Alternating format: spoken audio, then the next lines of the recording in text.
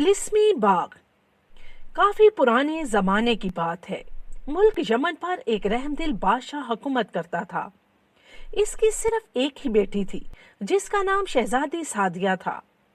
वो बेहद खूबसूरत होने के साथ साथ बहुत अक्लमंद भी थी। बादशाह वजीरों से मशवरा लेने की बजाय शहजादी से ही मशवरा किया करता था। एक बार बादशाह को एक अजीब बीमारी ने आन लिया। बादशाह के पूरे जिस्म पर अचानक ही बुखार के बाद कांटे से उग आए। जिस्म का कोई हिस्सा ऐसा न था जो इन कांटों से खाली हो। बादशाह बेहद तकलीफ में था। इसने मुल्क के आला से आला हकीम बुलवाए मगर किसी हकीम के पास इसका इलाज ना था। शहजादी और मलका बहुत परेशान थीं। जब शहजादी सादिया ने देखा कि मुल्क के हकीम बादशाह की इस बीमारी को ठीक नहीं कर सकते तो इसने महल में शाही नजूमी को हाजिर होने का हुक्म दिया। फौरन ही नजूमी हाजिर हुआ। शाही नजूमी, हिसाब लगाकर फौरन बताओ कि बादशाह सलामत की इस बीमारी का कोई इलाज भी है या नहीं। शाही नजूमी हिसाब लगाने लगा। शहजादी हुजूर, ये बीमारी हकीमों के बस की बात नहीं। इस बीमारी का सिर्फ एक ही इलाज है, मगर वो काम बेहद कठिन है। क्या काम है नजूमी, हमें बताओ। शहजादी हुजूर, मुल्क को काफ जहाँ देव और जिन रहते हैं वहाँ एक बाग है जो कि तिलिस्मी बाग कहलाता है। इस बाग में जाना पड़ेगा। याद रहे कि इस बाग से आज तक कोई जिंदा सलामत नहीं लौटा। तुम ये बताओ कि इस बाग में जाकर क्या करना होगा। वो तिलिस्मी बाग पूरे दिन में 2 बार जाहिर होता है। आगे बोलो शाही नजूम। अगर इस बाग में दाखिल होकर तिलिस्मी बूटी ढूंढी जाए जो कि पूरे बाग में एक ही है और ये कि बूटी तोड़कर इस बाग से वापस आकर बादशाह सलामत के जिस्म पर फेरी जाए तो वो ठीक हो सकते हैं। मगर बोलो नजूमी, चुप क्यों कर गए। इस तिलिस्मी बाग में दाखिल होना बेहद मुश्किल है क्योंकि वहाँ सिर्फ वो ही दाखिल हो सकता है जो गायब हालत में हो, यानी वो तो सबको देख सकता हो मगर इसे कोई ना देख सके। कि सब तो ठीक है लेकिन ये गायब होने वाला काम समझ से बाहर है। शहजादी हुजूर, आप खुद वहाँ जाने का इरादा रखती हैं क्या? हाँ।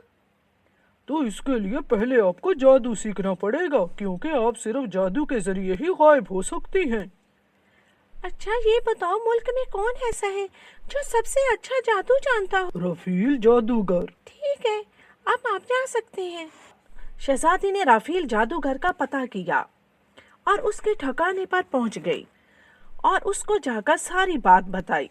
जादूगर ने ये बात सुनकर कहा, शहजादी हुजूर, वो अमल सीखना किसी आम आदमी के बस की बात नहीं। मैं आपको कुछ ऐसी चीजें देता हूँ जिनको पाकर आपको जादू सीखने की जरूरत नहीं पड़ेगी। ये लीजिए शहजादी हुजूर, ये सुलेमानी टोपी है। इसको पहनकर आप सबको देख सकेंगी मगर आपको कोई नहीं देख सकेगा। और ये जादुई कलीन है, इस पर आप बैठकर वहां तक पहुंच जाएंगी। और ये अंगूठी है, इसको पहनते ही आप पर किसी चीज का असर नहीं होगा। शहजादी ने जादूगर का शुक्रिया अदा किया और तमाम चीजें उससे ले लीं और कलीन को जमीन पर बिछा दिया। फिर इस पर बैठकर बोली, ऐ जादुई कलीन, मुझे दो और जिनों के मुल्क कोकाफ पहुंचा दो।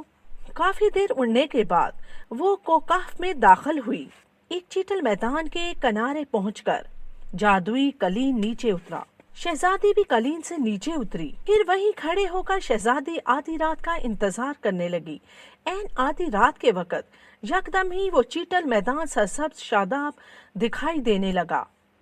बाग में एक दाखिली रास्ता साफ दिखाई दे रहा था। शहजादी ने सुलेमानी टोपी पहनी और खुदा का नाम लेकर बाग के अंदर दाखिल हुई। शहजादी बाग का इधर उधर जायजा लेने लगी। बाग बेहद बड़ा था। शहजादी तिलिस्मी बूटी तलाश करने लगी। शहजादी को जगह जगह खौफनाक बलाएं नजर आईं मगर शहजादी को उनसे कोई खौफ महसूस ना हुआ क्योंकि वो जानती थी कि वो बलाओं को देख रही है मगर बलाएं उसको नहीं देख रही। आखिर काफी तक व दो के बाद बाग के ऐन वस्त में फूलों की कतार के दरमियान वो बूटी शहजादी को दिखाई दी जिसकी निशानदेही शाही नजूमी ने की थी। शहजादी वो बूटी देखकर खुश हो गई। शहजादी ने तलवार से बूटी को तने से काट लिया। शहजादी ने बहुत एहतियात से बूटी पकड़ी, जमीन पर कलीन बिछाया और उसको हुक्म दिया कि महल की तरफ चलने का। कलीन उड़ने लगा। शहजादी ने टोपी उतारी और तमाम चीजों को एहतियात से पकड़ कर रखा। शहजादी ने टोपी उतारी और कलीन से नीचे उतर आई। शहजादी सबसे पहले बादशाह सलामत के कमरे में गई। बादशाह उसे देखकर खुश हो गया और बोला, आ गई शहजादी। जी बादशाह सलामत, मैं आ गई हूँ। शहजादी ने आगे बढ़कर इनके हाथों का बोसा लिया। बादशाह सलामत, मैं आपके लिए वो चीज लेके आई हूँ जिससे आप तंदुरुस्त हो जाएंगे। शहजादी ने तिलिस्मी बूटी निकाली। ये क्या है शहजादी? ये तिलिस्मी बूटी है। अगर आफिल जादूगर हमारी मदद ना करते तो हम शायद कभी भी कामयाब ना हो पाते। फिर शहजादी ने ये बूटी बादशाह के जिस्म पर फेरी तो बादशाह के जिस्म से कांटे फौरन गायब हो गए। बादशाह और मलका बहुत खुश हुए। बादशाह ने शहजादी सादिया को शाबाश दी। बादशाह की तंदुरुस्ती का पूरे मुल्क में ऐलान किया गया। पूरे मुल्क में इस खुशी में जश्न मनाया गया। बादशाह ने अपना तख्त शहजादी के हवाले कर दिया। पूरे मुल्क में खुशी के शादियाने बजाए गए और वो सब हंसी खुशी रहने लगे।